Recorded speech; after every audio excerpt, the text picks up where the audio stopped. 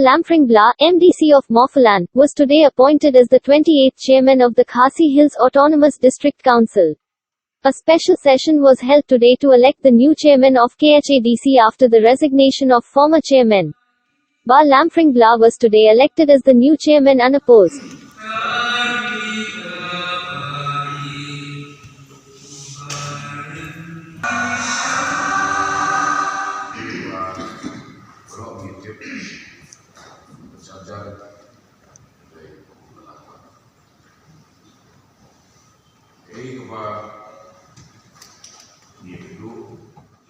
Diengiei Ayla yang pelembagai kunjuk ya yang secara.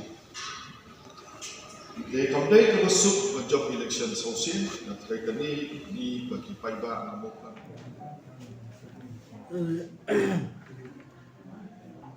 I'm very glad that I was elected as the chairman of the council by the confidence that I get the support of all the members of the council.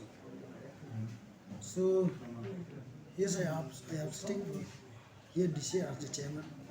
It is my responsibility to work together to strengthen the rules and regulation of this council, especially and to follow up those different bills that have been passed by the council, which is pending in the state government at the same time at the office of the governor.